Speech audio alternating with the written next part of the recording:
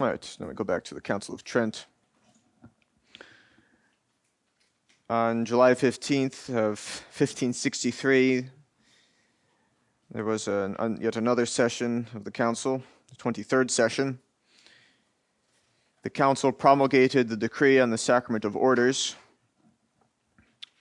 which had before given rise to dissension, saying, whereas the ministry of the priesthood is a thing altogether divine, to the end that it might be exercised in a more worthy manner, and with greater veneration, it was suitable that there should be several orders of ministers attached to the service of the altar, so that those already marked with the clerical tonsure should then ascend through the minor to the higher orders. For the sacred text, sacred scripture, makes open mention not only of priests, but also of deacons, and lays great stress upon the manner of their ordination. In fact, the deacons were originally ordained for the purpose of serving people at table. In fact, of course, it's a divinely instituted order, but deacons were ordained and then sent to do that. From the very beginning of the church, the names of the following orders and the ministry proper to each one of them are known to have been in use, namely those of subdeacon, acolyte, exorcist, lector, and porter. So you see, subdiaconate was at one time considered to be a minor order, suggesting that it is of ecclesiastical institution.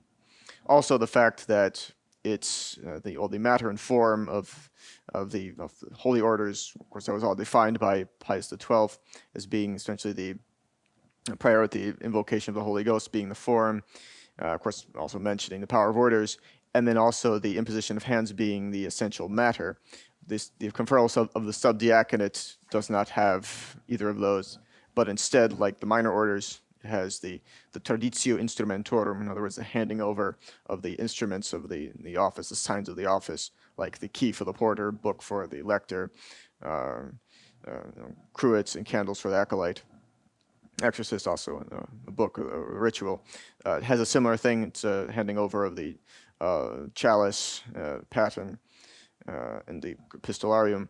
All of that, in other words, the same things for the conferral of subdiaconate is considered essential as for the minor orders.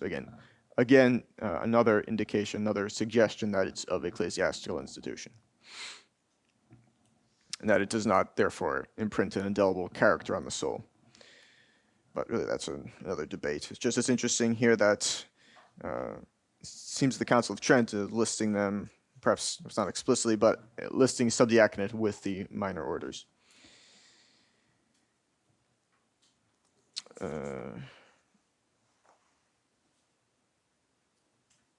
Though actually it's interesting, the actual text of the council says that though these were not of equal rank, it says, for the subdiaconate is classed among the higher orders by the fathers and sacred councils. So perhaps at one time was considered a minor order. Now, it seems by the time of the Council of Trent, at least, it was considered a major order. Wherein we very often read of the inferior orders. So, alluding here, it seems that in the past it's been listed among the minor orders, but now it's considered a major order. Just showing the historical development of that. So now we have an anathema.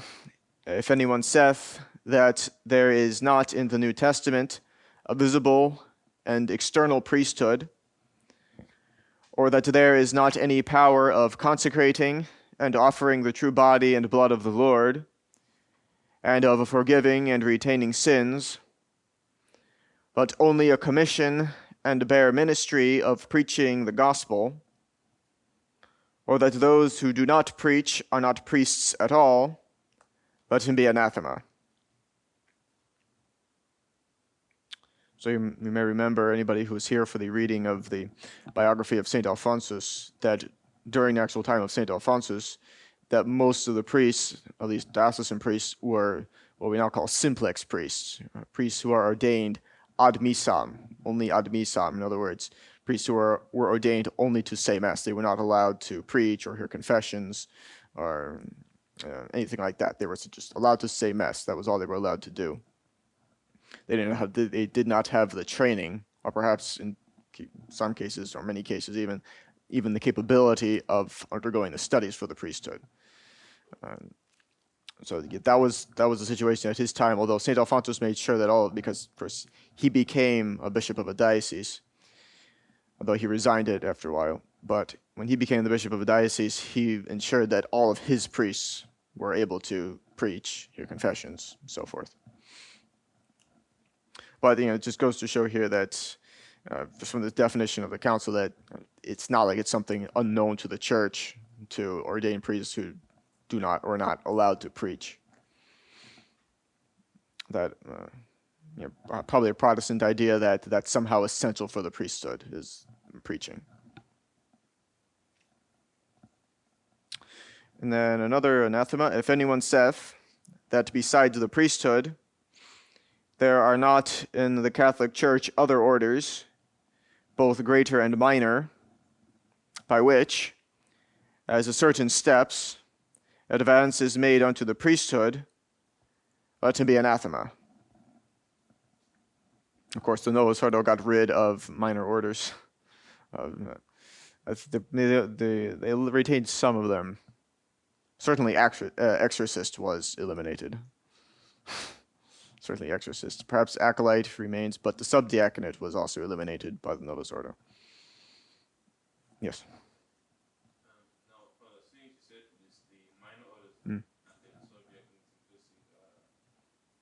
Subdiaconate was at one time considered to be a minor order.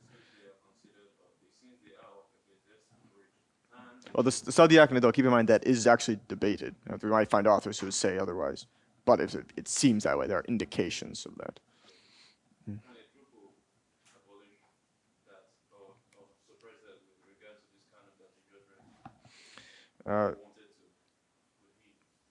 That's something you could look into. Again, if it's purely an ecclesiastical institution, I just have to say I've never looked into that. I don't know. Perhaps a true pope could do that, but a true pope would have no motive to do that. Novus Ordo had their own motives to get rid of those orders. Of course, exorcist, obviously, because I'm not going to talk about the existence of the devil. But as far as the other ones, possibly, if it's of ecclesiastical institution. But again, I've never read anything about that one way or another. So. No author has ever mentioned that. They only talk about how these orders were instituted. They don't talk about whether a pope would ever or could ever do that. I mean, it would seem yes, if they were purely an ecclesiastical institution, but yes, I've never read anything about it, so I wouldn't want to make a definitive statement on that now.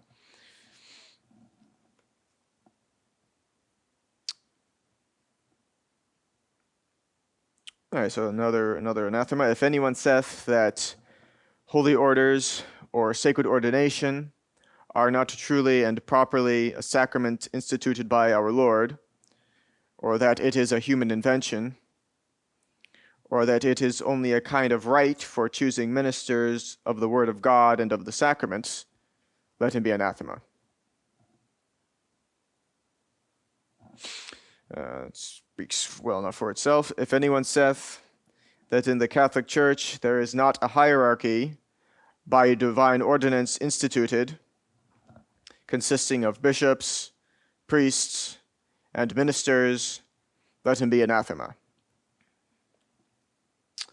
Then if anyone saith that bishops are not superior to priests, or that they have not the power of confirming and ordaining, or that the power which they possess is common to them and to priests, or that order is conferred by them without the consent or intervention of the people or of the secular power, are invalid, or that those who have neither been rightly, in other words, the word rite, ordained, nor sent by ecclesiastical and canonical power, but come from elsewhere, are lawful ministers of the word and the sacraments, let him be anathema.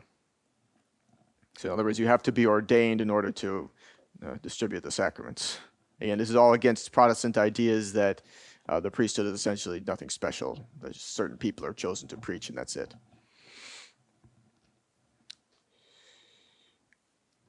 And then, if anyone saith that the bishops established by authority of the Roman pontiff are not true and lawful bishops, but that their institution is a human intervention or invention, let him be anathema.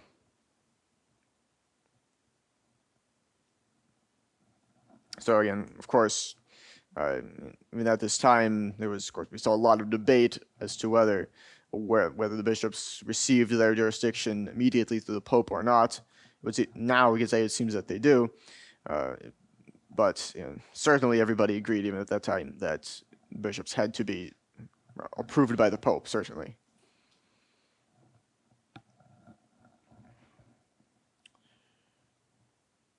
And then after that, the decree goes on to say, "Thus the Holy Church of God, ever living, from St. Peter to Pius IV," who was the reigning pope at this time, "embracing within herself all ages, all generations, all promises, and all graces." The quotation it earlier. This is actually Dara speaking about it. But so talking about this is what that's the Church of God, again, defining everything from St. Peter to Pius IV, showed forth the divinity of her sacrament of holy orders, the divinity of her priesthood and hierarchy.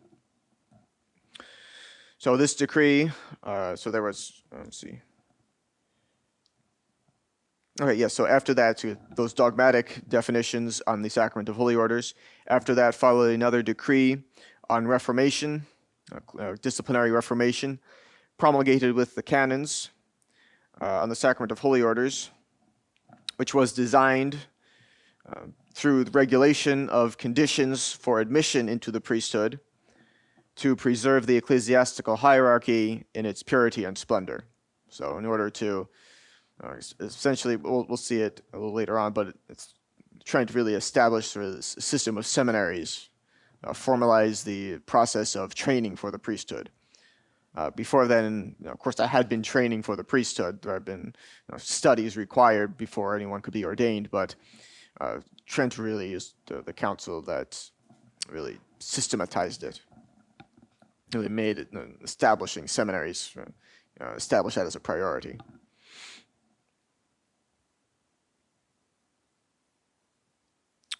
So Dara says that the most important chapter of the decree, the one which has been most serviceable to the Church, and which alone would have sufficed for the glory of the Council of Trent, is that which ordains the establishment of seminaries in every diocese. So again, it was established that in every diocese, for the training of the clergy of the diocese, had to have each its own seminary. So before Vatican II, seminaries were very common. You typically didn't have to travel far to find the nearest seminary.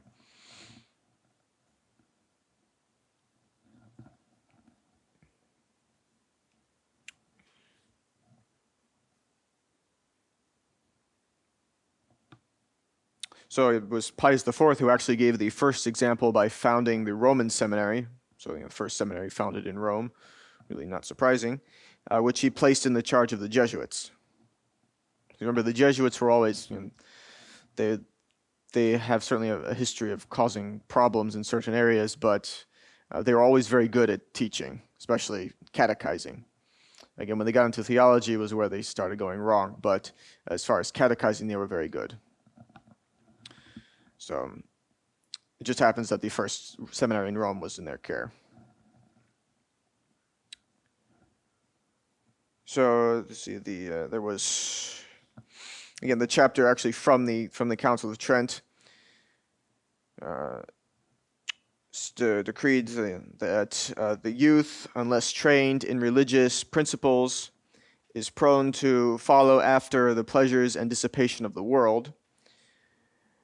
And so, unless it is formed from its tender years unto piety and religion, before vicious habits have perverted the heart, it cannot constantly persevere in ecclesiastical discipline without the special help of Almighty God. The Holy Synod therefore ordains that all cathedral and metropolitan churches shall be bound, each according to its means and the extent of the diocese, to maintain, to educate religiously, and to train in ecclesiastical discipline a certain number of youths of their city and diocese, or if that number cannot be met with there, of that province in a college, to be chosen by the bishop for this purpose near the said churches or in some other suitable place. So just emphasizing just to what extent this training is being required. So they say, okay, you have to found a seminary. If you can't do that, then you have to find some other way of training seminarians. If the means of the diocese don't permit the operation of a seminary, which is possible, not every diocese had equal means or equal wealth, but still saying that you still have to provide the training somehow, the intellectual formation somehow. And also it says that into this college only those shall be received who are at least 12 years old, born in lawful wedlock, who can read and write passably, and whose character and inclination afford a hope that they will always serve in the ecclesiastical ministry. So interesting that the minimum age was 12 years old. Of course, in the 16th century, people had to grow up a little more quickly because life was generally shorter. But also, it wouldn't have been unusual before Vatican II that you'd have seminarians who were maybe not actually 12 years old, but maybe a couple of years older than that, but not too much older, and who were considered minor seminarians, that entering high school, if you were interested in the priesthood when you started high school, you would enter a minor seminary. So even then you were considered to be a seminarian in some sense. You were a high school student. And it may have varied from place to place, but you even had the option of living at home and studying at the seminary during the day and going back home afterwards. There were still minor seminaries. So the idea was that it's never really too early to start ecclesiastical training. And then, of course, after that, after high school, there were a couple of years of seminary college before seminaries would begin their training in philosophy and theology. The idea being that you knew enough Latin by the time you were finished, or by the time you began philosophy, that you could just read the Latin without having to have any translations. In fact, it was during the reign of Pius XII that it was first permitted to have vernacular textbooks in seminaries. Before that, everything was in Latin, so you had to know Latin well enough. So you would have had already in your high school training and then some years of what was called seminary college, which was also considered part of the minor seminary training before you even started your philosophy. I have a question.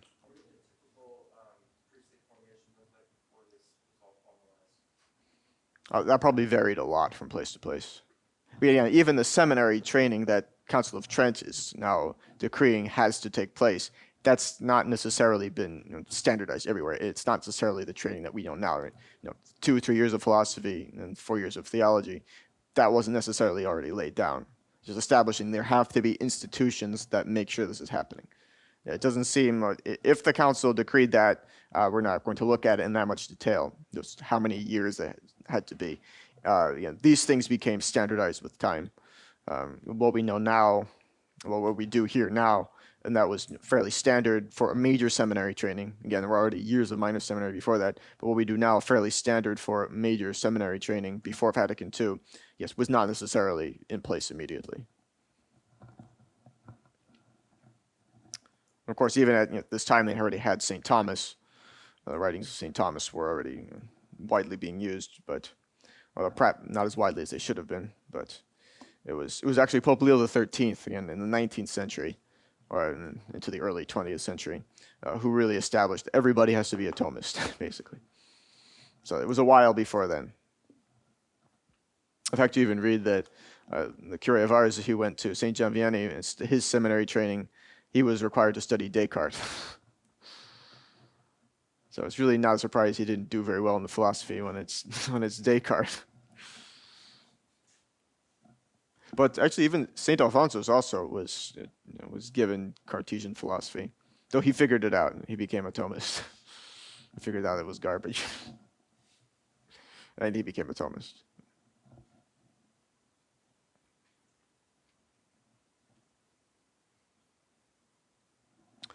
Okay.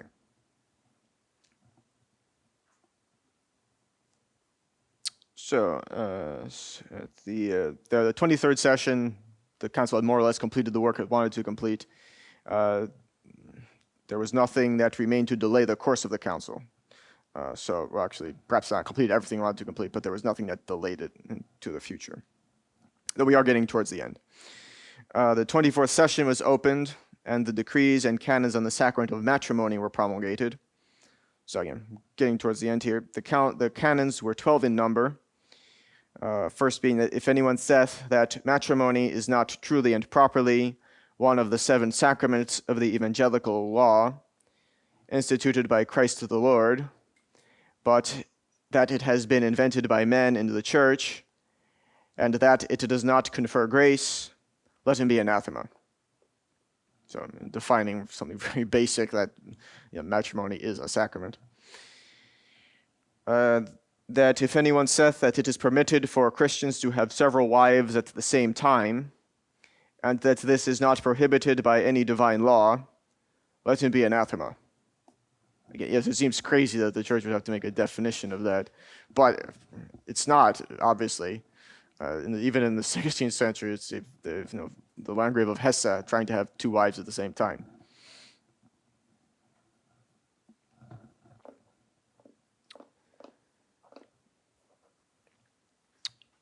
If anyone saith that those degrees only of consanguinity and affinity, which are set down in the book of Leviticus, specifically chapter 18, can hinder matrimony from being contracted, or dissolve it when contracted, and that the church cannot dispense in some of these degrees, or establish others that may hinder and dissolve it, let him be anathema.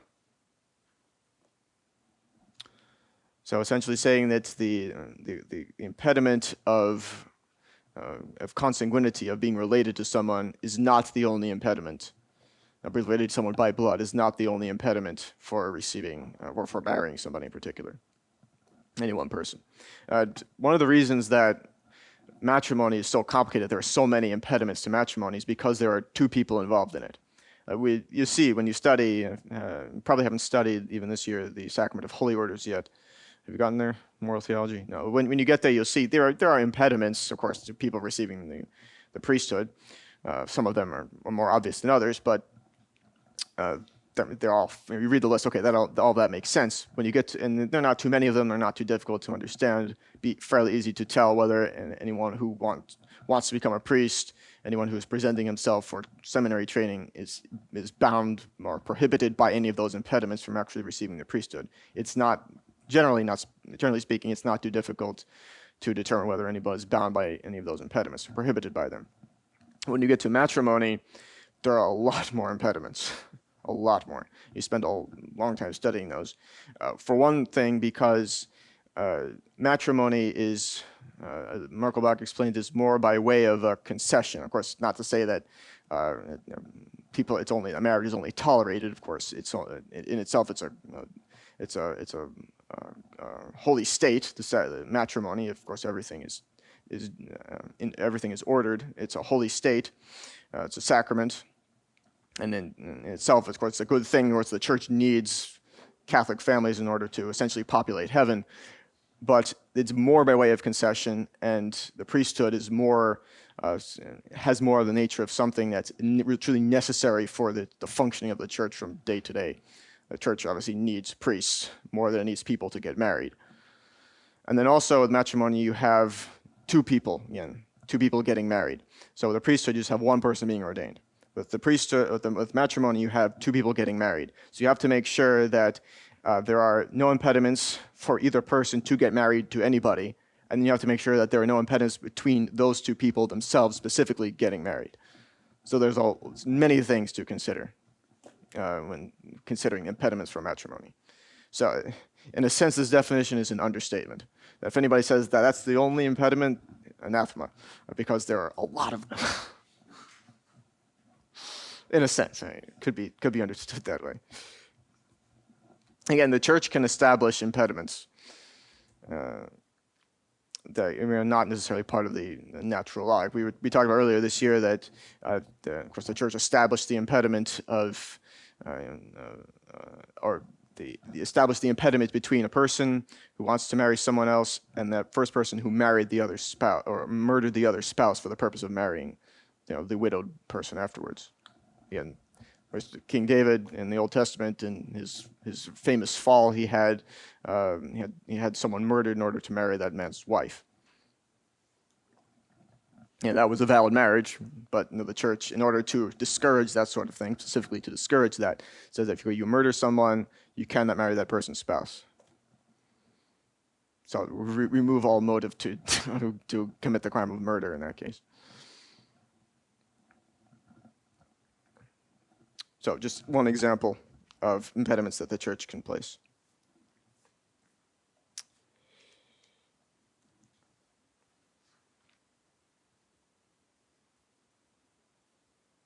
And then, of course, there's not all impediments make a marriage invalid. Some of them merely make it illicit. So in other words, the marriage would be valid, but still a sin, a mortal sin for one or the other person at least contracting it to marry. So again, not all impediments are invalidating impediments. You'll see all the technical terms for all those. Diriment impediments. Not all of them are invalidating. Some of them are prohibitive impediments.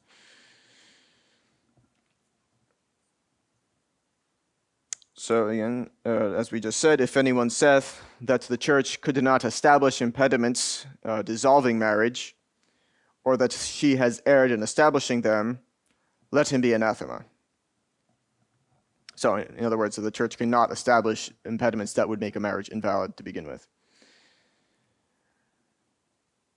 That's how, at least this translation here, dissolving marriage, that's how that is to be understood. Of course, you do have, there was such a thing as the Pauline privilege and also even the Petrine privilege, which that's for moral theology. You'll study that when you get there. And it's enough of a headache to study it there, so we're not going to go into that now. And then another anathema, if anyone saith that clerics constituted in holy orders or regulars who have solemnly professed chastity are able to contract marriage, let him be anathema. So regulars meaning members of religious orders, priests who are members of religious orders.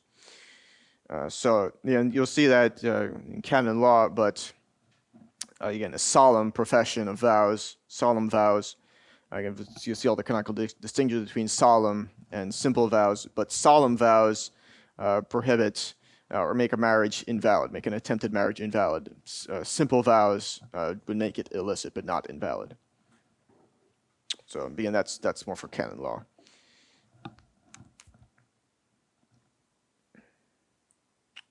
So then also the same decrees on discipline promulgated in the same session forbid clandestine marriages, so secret marriages, prescribe severe penalties against abduction and concubinage, and renew the ancient prohibitions of solemn nuptials from Advent until the Epiphany, and from Ash Wednesday until the octave of Easter inclusively. So renewing that decree, those rules, those laws prohibiting essentially elaborate wedding ceremonies during those times, and because of the penance of the season. And from Ash Wednesday till after Easter, even after the octave of Easter, because even after Lent during Easter time, the octave of Easter is still considered off limits just because of the importance of the feast, the rank of the feast and its octave. And so, as we said before, the council is drawn to a close. Every attempt that was made to bring the Protestants to Trent fell before their bad faith. In fact, remember, we talked about it, that the whole reason that it was held at Trent specifically and not at some city in Italy, which would have been easier for the Pope to manage it from there, would have been closer. was because they wanted to make things as comfortable as possible for the Protestants. So even just the location of the council was chosen with Protestants in mind. But every attempt to actually bring them around, to bring them back into the unity of the church, to get them to abandon their heresies and submit themselves once again to the authority of the Roman pontiff, all of that fell flat because they didn't even want it. The most they were hoping for, realistically, was just some concessions. Of course, ideally they wanted, not believing in the divine institution of the Catholic Church, of course, what they wanted was to be recognized as being legitimate, but of course the Church was never going to give them that, so they never came. They never, if any Protestants did show up, they never rejoined the Church, as was the idea. That was the whole idea. One of the purposes, anyway. So even the authority of the Emperor Ferdinand, we saw the successor of Charles V, could not induce them to attend. So, yes. What's the close date on the council? Let's see, the 24th session was held on the November 11th of 1563. And it was on the 3rd of December of that same year that the 25th and last session of the council was opened. So the last two sessions in November and December of 1563. And the 25th session was the last one, which opened with the attendance of the legates and 2 other cardinals, 3 patriarchs, 21 archbishops, 168 bishops, and 7 generals of orders. So a lot of people there. A lot of very high-profile figures. Again, not the Pope himself, who has remained in Rome, but his legates. Again, his legates are there. So the Bishop of Nazianzum addressed the assembly, and the decrees which related to the doctrines of purgatory, the worship of saints, the veneration of relics and holy images, religious orders, the observance of fast days, a catalogue of books, the catechism, breviary, and missal, to which the council wished to give uniformity in all the churches throughout the world. Of course, all of the revision and arrangement of all this still being left to the Roman pontiff were read. So all of those decrees were then read, because we're including the council, and reading all the documents publicly, formally, but of course everything's still being left to the decision of the Pope ultimately. And that's the end of the council, December 3rd, 1563.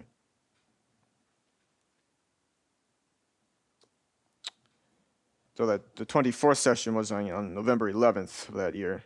Does anybody know anything else that famous that happened on the date, not the same year, but the date, November 11th?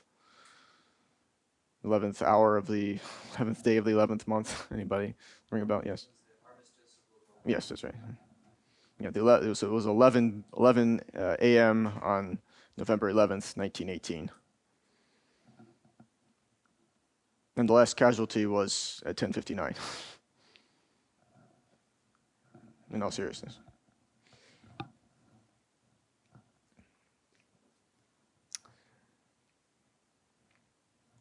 All right, so while all this is going on at Trent, of course, the Protestants never showing up to return to the church. Instead, French Calvinists had been in motion during the whole time of the Council of Trent.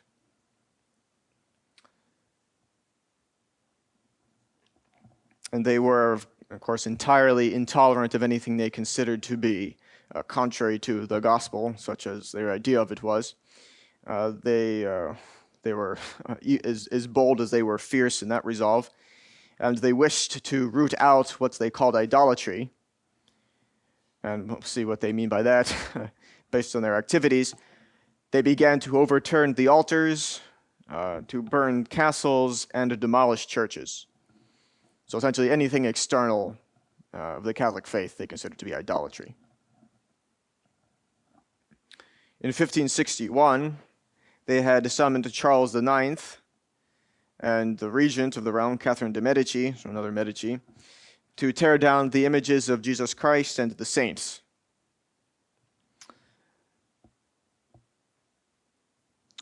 Catherine, whose favorite maxim was divide and govern, and who equally dreaded all the parties involved, so both the Catholics and the Huguenots, the Calvinists, Protestants,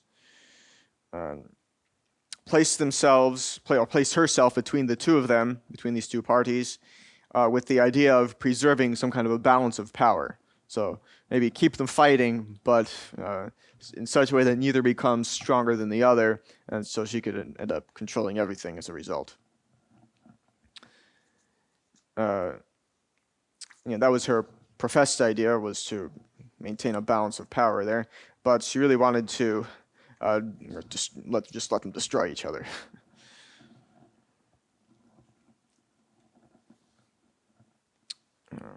So again, as a result of her policies of trying to keep this balance of power, just increased the hostility between the two of them, and a civil war was aroused, which really ended up, of course, weakening the royal authority more than anything else.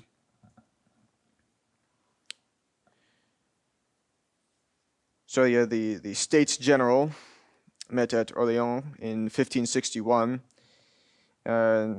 trying to sort things out. But as would be expected, nothing really good came of that, because these people are at each other's throats. There's not much to be expected from a simple meeting and discussion of the problems.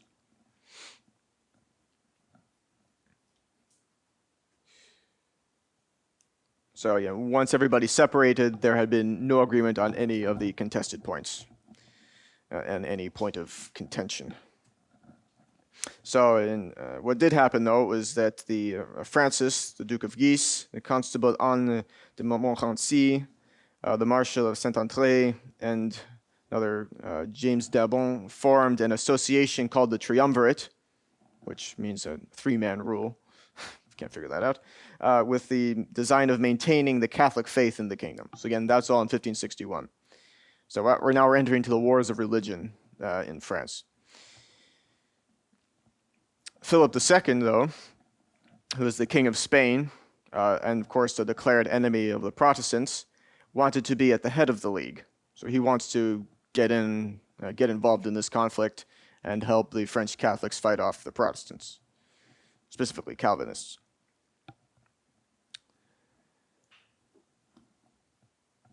So while that was going on, a royal edict was promulgated in July of 1561 by Catherine, and again in the name of the king,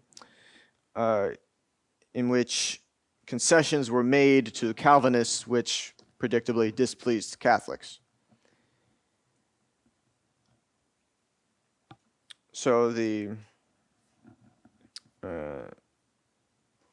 court, the royal court, led by the advice of the chancellor, thought that the troubles might be quieted by conferences between the doctors, like the leading experts of on one hand of the Catholic faith and the other hand of the Calvinists. Which were opened in the month of August 1561, and are known as the Colloquy of Poissy. So that's where they were held, Poissy.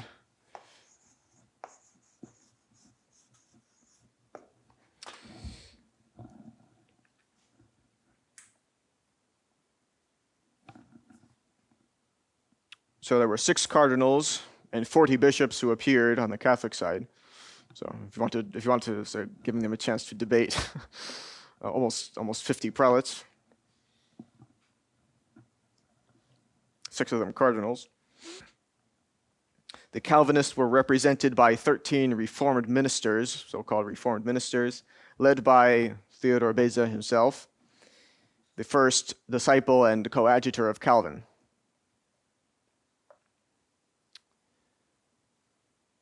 So they seemed a little outmatched. But we'll see the results. See, the Cardinal of Lorraine, and also one of the someone else who was there on the Catholic side was the general of the Jesuits, who had distinguished himself at Trent, Father Linné. All of them. So the Catholics really, Darius has confounded the partisans of error. In other words, they made mincemeat of them in the debating. So complete was the triumph, and so striking the eloquence of Linné, that the Parliament now readily confirmed the establishment of the Jesuits in Paris. So they did such a good job of destroying the Calvinists that the Jesuits were allowed to set up shop in Paris. Even the King of Navarre, remember he was on the, or Navarre was generally on the side of the Calvinists, seeing the want of sincerity displayed by the Calvinist ministers during these conferences, forsook that party, abjured the heresy, and joined the triumvirate. So they even managed to get the King of Navarre to switch sides. They destroyed the Calvinists so thoroughly, yes. They have, King of Navarre, no, not yet. They have, at least it doesn't mention him by name. So I'd have to, I think he was connected with that somehow, but yeah, it doesn't mention his name right now. So it doesn't seem, I think they would mention Henry IV, the famous Henry IV, I think they would mention him. Darius doesn't mention his name here, so. Actually, no, I'm sorry, definitely not, because he did become a Catholic later on, but it was in order to become King of France, now that I remember that. So no, this is definitely not Henry IV, definitely not. So, the Calvinists were definitely considered to have been defeated at Poissy. But they were happy with their concessions that they'd gotten from Catherine de' Medici. Strong in a sense in their concessions, that the crafty policy of the Queen Mother held out to appease them. They only waited for an opportunity to act. So they were defeated certainly on the intellectual battlefield. They were destroyed. But on the literal battlefields, not yet, not so much. So on Sunday, March 1st, 1562, the Duke of Guise, as he was passing through the town of Vassy in the region of Champagne in France, stopped to hear Mass. So nearby, some Huguenots were holding their meeting in a barn near the church. Sorry, the Calvinists get a barn. Catholics are in a church. Protestants are in a barn. Began singing psalms at the moment when the priest was ascending the altar. So they timed it so to make disrupt the Mass as much as possible. The Duke sent one of his attendants to request that they suspend their singing, as it distracted those who were present at the Mass, but they refused to comply. Probably surprised nobody. Some of the noblemen of the Duke's suite, so some of his entourage, having approached the meeting through curiosity,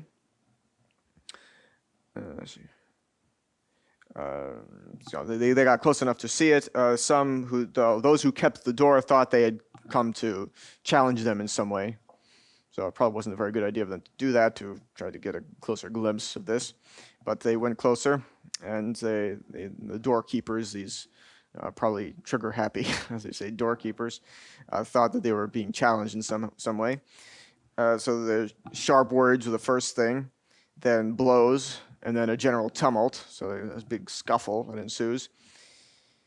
The Duke heard the noise, so he came out of the church and went over to the barn to see what was going on. And so he tries to calm things down, but in the scuffle he gets hit in the face and gets a cut on his face.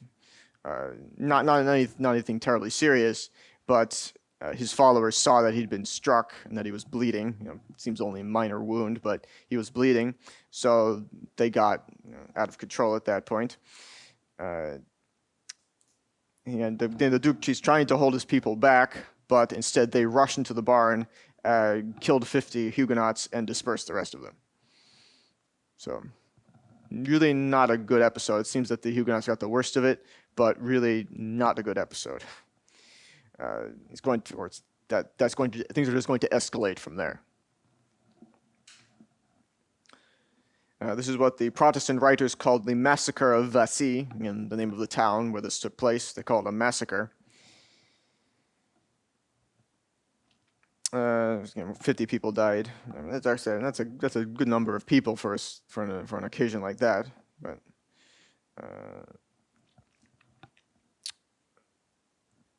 as you would expect, the news of the event passed through the kingdom very quickly. Taras describes it as an electrical spark, which everywhere enkindled the flame of civil war. So, the Prince of Condé said, "Caesar has crossed the Rubicon." Does anybody know what that's a reference to? Anybody know where the Rubicon River is? It's in Italy. It's a little bit south of Ravenna, where Caesar crossed it. Anybody know what year? 49 BC, during the Roman Civil War. And he crossed it. At that point that Caesar crossed it, which no legions were not permitted to cross the Rubicon because that was too close to Rome, because he was marching on Rome. So he was at that point that he said the alia iacta est, which means the die is cast. So cross the river, that's it. There's no hope of a peaceful settlement after this. So that's what the perception of this was, that this event was crossing the Rubicon. There's no other possible solution besides war after this. Yeah, that's a saying you hear a lot. And they crossed the Rubicon. That was they're crossing the Rubicon. In other words, after this point, it's just total war. A little bit like what we're going through now politically. Very much a crossing of the Rubicon these days. But anyway, that's a very famous saying. Caesar has crossed the Rubicon. You'll see a lot of references to that all the time. So the Calvinists flew to arms, so they raised troops quickly in their fury, took possession of the cities of Lyon, Rouen, Tours, and Orléans, everywhere committing ravages and profanations. So they stripped churches, tore down the altars, seized and melted the sacred vessels, destroyed the images, and burned the relics of the saints. And they even desecrated at Tours the body of Saint Martin of Tours, whose feast we actually had recently. It's a little confusing because his feast and the feast of Pope Saint Martin I are in close proximity to each other, so it's a little confusing. May even be one day after the other. I have to check that. But in any case, they even desecrated the remains of Saint Martin, who was patron, of course, Saint Martin of Tours, usually referred to in English. So, of course, in many places, priests and religious were massacred, more than 50 of them. In Dauphiny, do you remember the prince of that region, the Dauphin, is the title given to the Crown Prince of France, who was a Calvinist leader, distinguished himself by deeds of unparalleled ferocity. So Darras says that 2/3 of France were desolated by these scenes of blood.